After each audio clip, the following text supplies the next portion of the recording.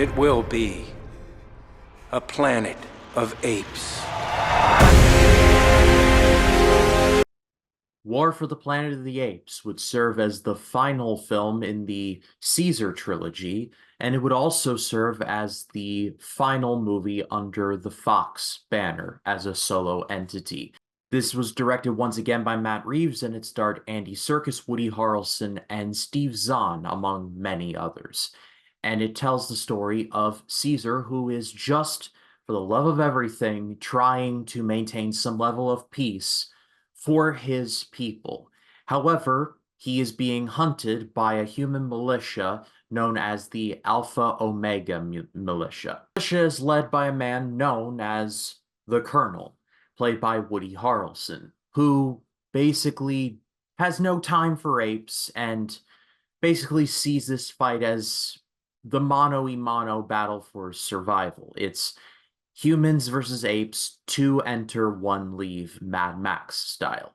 If you want to know how much Fox liked Matt Reeves' Dawn of the Planet of the Apes, this movie, War for the Planet of the Apes, was approved by Fox in January of 2014.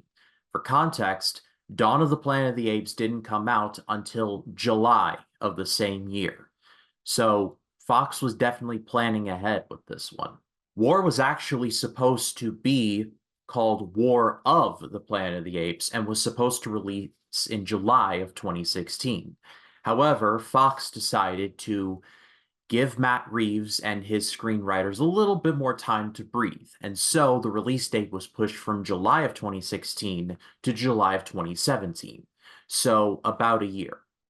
In an interview, Matt Reeves talked about how he and screenwriter Mark Baumbach basically rented out a theater from Fox and watched a ton of movies to gain influence for war, like Star Wars, specifically Empire Strikes Back, a lot of westerns, a lot of war films, and from what I can glean, some of the influences that leak through into War for the Planet of the Apes include Apocalypse Now. There is literally a scene where, and I'll try to find a screen grab of it, where it says Apocalypse Now, A-P-E, Apocalypse Now.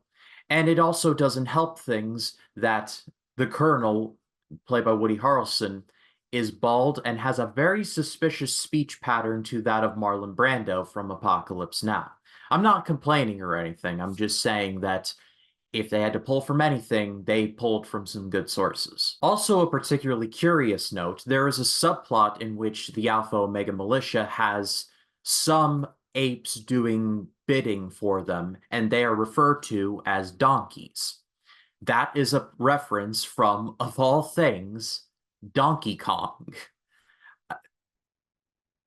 I did not think I would ever review a movie where the influences for how it got made included Apocalypse Now and Donkey Kong.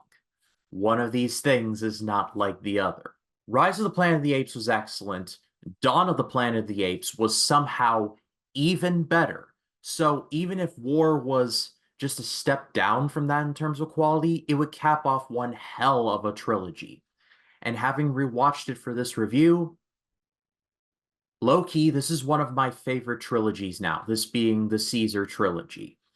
I think in terms of favorite movie trilogies of mine, I haven't made an official list, but it would definitely include the original Star Wars trilogy, the Lord of the Rings trilogy, peek at the box sets back there, and the Caesar trilogy, Rise, Dawn, and War for the Planet of the Apes. I love all three of these movies equally, and they serve as a fantastic beginning, middle, and end. You can't force me to choose a favorite of the trilogy. If my money were on it, I'd probably say Dawn, but honestly, these movies are like 1A, 1B, 1C. I love them all. War for the Planet of the Apes was about as perfect an ending to this trilogy as you could possibly get. Everyone gives their all for this one, and I would put this on the same level as Dawn of the Planet of the Apes, excuse me. And I've seen some people say that Dawn is clearly superior and War is just not as good as Dawn, which I can kind of understand, but at the same time, I don't understand because both of these movies are of equal quality.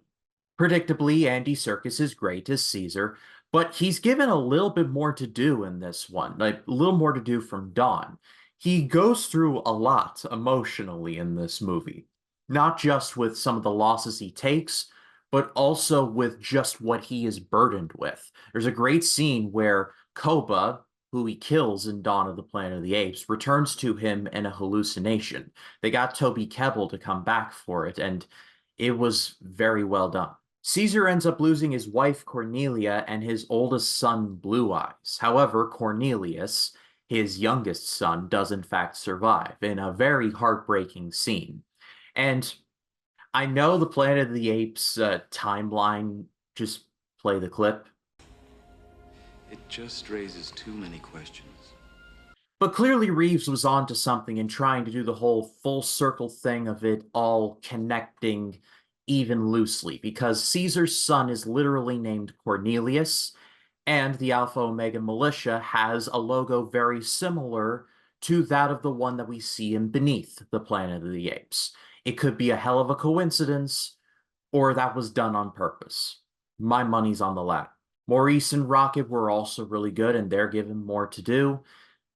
Steve Zahn is in the movie as Bad Ape, and when I first saw him, I'm like, oh no, this is going to be the comedy character, isn't it? But Bad Ape, honestly, pulls his weight and is very good. It also helps that the role was played by Steve Zahn, and he's very good at what he does. So ultimately, it all worked out. But I think my favorite part of the movie, outside of Caesar, is the Colonel, played by Woody Harrelson. In an interview, Harrelson is not too happy with his performance here. But honestly, I like it. I really like it. He could have just easily been your hard ass Michael Ironside and Starship Troopers like general stereotype. But he actually has a lot going on, and he has a great scene, one of my favorite scenes in the movie, where he has Caesar detained in his office and he talks about mercy and how nature is punishing humanity. Do you have any idea what your mercy would do to us? You talk about mercy? What would you have done? There's a lot going on in this movie. We see Nova make her debut, and she does a good job, the actress playing Nova. But there is also a callback from Rise of the Planet of the Apes in the form of the simian flu. To make the long story short, the simian flu has mutated and basically not killing humanity, but reverting humanity to a more primitive state. Like I said, full circle in terms of the continuity. They could have easily done cruise control on this movie. Like, we've done Rise and Dawn. Now let's just do War and let's just give it a smooth landing. But they ended this trilogy in about as epic a fashion as possible. This is getting an amazing grade. If you have not seen the movie in a while, do yourself a favor and watch it.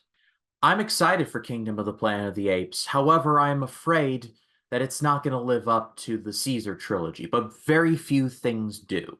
However, I'm going into Kingdom of the Planet of the Apes with a very open mind, and hopefully Westball does some good things with this. But I pass it off to all of you. What did you think of War for the Planet of the Apes? Let me know in the comments. I'd love to read what you have to say. My name is Ryan Cam, and I'll see you in the next one.